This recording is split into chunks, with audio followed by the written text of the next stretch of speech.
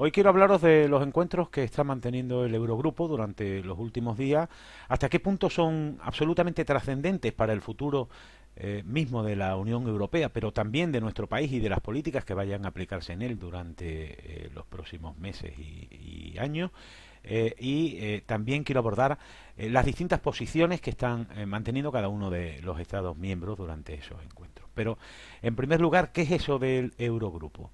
Pues bien, el Eurogrupo es un órgano informal formado por los distintos ministros de Economía y Finanzas de los Estados miembros. En nuestro caso, en el caso de España, nos representa en ese órgano Nadia Calviño, que no es precisamente la ministra más progresista de nuestro gobierno, ni muchísimo menos.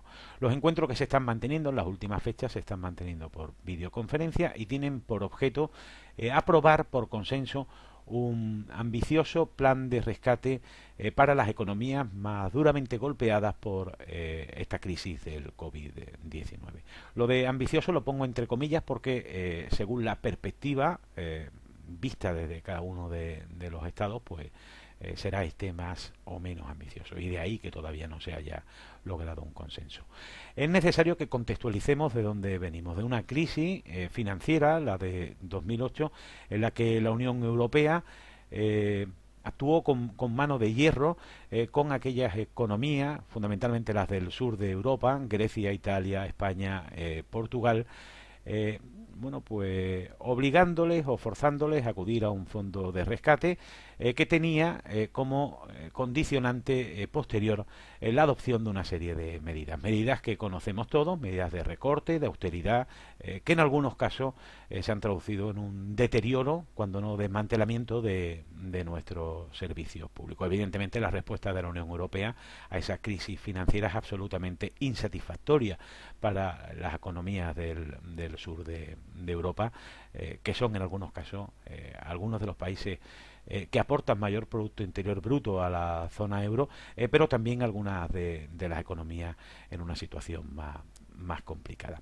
Pero a eso tenemos que sumar que desde que estallara la crisis sanitaria generada por el COVID-19, los distintos países miembros, lejos de actuar de forma solidaria, han actuado haciendo cada uno la guerra por su lado, pegándose puñaladas traperas para obtener el material sanitario. Digamos que desde luego no ha existido en ningún momento un proyecto común, o no al menos ha sido perceptible. Por lo tanto, si la Unión Europea no es capaz de dar una respuesta satisfactoria al problema económico derivado de esta crisis, no es de extrañar que el euroescepticismo vaya a abrirse paso de manera galopante, fundamentalmente en las economías del sur de Europa.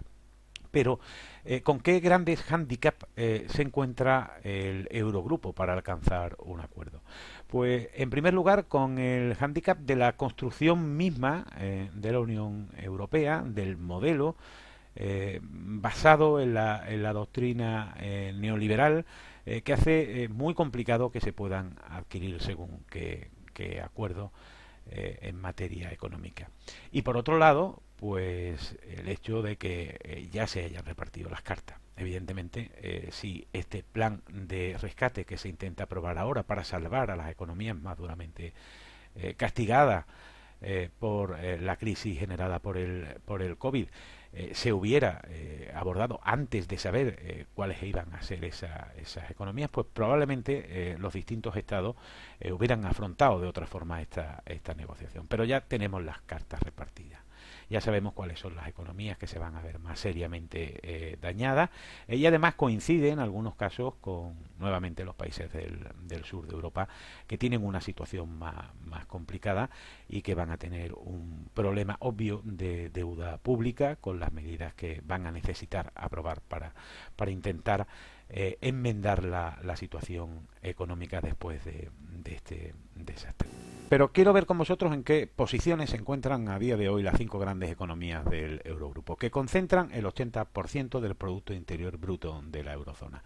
Estas son Alemania, Francia, España, Italia y Holanda. Evidentemente son posiciones que en algunos casos se han ido matizando durante los encuentros. En otros casos, en cambio, se mantienen absolutamente rígidas.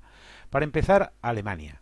El gobierno de Angela Merkel pretende lanzar un mensaje claro a los mercados y despejar cualquier sombra de ambigüedad. Para ello, planea recuperar el Fondo de Rescate Europeo, el MEDE. Este instrumento genera un recelo evidente y lógico, por otra parte, en los países del sur, fundamentalmente en España y sobre todo en Italia, que teme verse empujada a un rescate blando al abrir la puerta a un programa del Banco Central Europeo. Dicho de otra forma, tanto España como sobre todo Italia desconfían de las condiciones que se le puedan imponer en materia política y de ajuste como consecuencia de acudir a este fondo de rescate. El gobierno alemán ha deslizado que estaría dispuesto a rebajar esas condiciones tanto como sea posible, pero en cualquiera de los casos Italia no se fía y España tampoco. Sí advierte a Alemania que considera que en caso de acudir a ese fondo, esos recursos deberían emplearse exclusivamente en la lucha contra la pandemia y no en otra medida de cualquier otro tipo.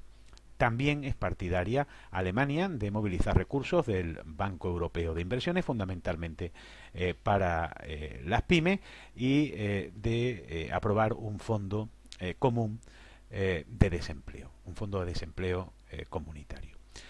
Por otra parte, Alemania rechaza, y además tajantemente, tanto la mutualización de la deuda, esto es que la repartamos entre todos a partes proporcionales, como los coronabonos que tan insistentemente están defendiendo España y sobre todo Italia. La propuesta de Francia es muy similar en origen a la de Alemania. Proponen préstamos del MEDE, el Fondo de Rescate Europeo, con la menor condicionalidad posible, créditos del Banco Europeo de Inversiones para las empresas y ayuda para favorecer los ERTE y evitar los despidos. Pero además Francia exige solidaridad y coordinar medidas de estímulo para restablecer la actividad en tanto acabe esta alerta sanitaria. En este sentido, apuesta por crear un fondo para la recuperación coordinado por la propia Comisión Europea que financie programas estratégicos industriales, tecnológicos o medioambientales en los distintos países de la zona euro. Es de entre todas las propuestas la que más vías tiene de prosperar, en tanto que, dado el enroque que existe entre la propuesta de Italia y también España de los coronabonos y la negativa férrea por parte de Holanda, esta se situaría en un término medio que haría posible, siendo optimistas, que pudiera alcanzarse algún tipo de consenso. Italia se opone a que la solución y la respuesta gire en torno al MEDE, al Fondo Europeo de Rescate, que genera un rechazo mayoritario en la opinión pública italiana, dada la experiencia del país transalpino con esos fondos de rescate. De hecho, fuentes diplomáticas italianas ya han advertido de que si aceptaran ese Fondo Europeo de Rescate, desde luego no aceptarían ningún programa asociado a ese fondo, ningún programa de rescate, reforma, ajuste o imposiciones por parte de la Comisión Europea. España ha sido en origen la impulsora de la petición de ese plan Marshall para recuperar la economía europea, los coronabonos, la mutualización de la deuda, etcétera. Pero en la situación de enroque en que se encuentran actualmente los encuentros, estaría dispuesta a aceptar la propuesta que presenta Francia, siempre que el Fondo de Rescate Europeo no traiga aparejadas una serie de ajustes o reformas en caso de que alguno de los países de la zona euro lo suscriba, y por otra parte si se aprueba ese fondo para la recuperación que propone Francia y que permita financiar medidas de estímulo y programas y proyectos estratégicos, industriales, tecnológicos y medioambientales. Holanda representa con diferencia la posición más dura. Pretende que el programa de protección del empleo para ayudar a poner en marcha los ERTE y evitar los despidos esté acotado en el tiempo, y considera que aunque el acceso al MEDE, al Fondo de Rescate Europeo, tiene que venir aparejado de condiciones más flexibles que las aplicadas durante la crisis anterior, no puede estar exento de condiciones. En este caso exige que venga acompañado de ajustes y reformas en los países que lo suscriban. Y por otra parte, defienden poner en marcha un fondo con donaciones dotado con entre 10.000 y 20.000 millones de euros.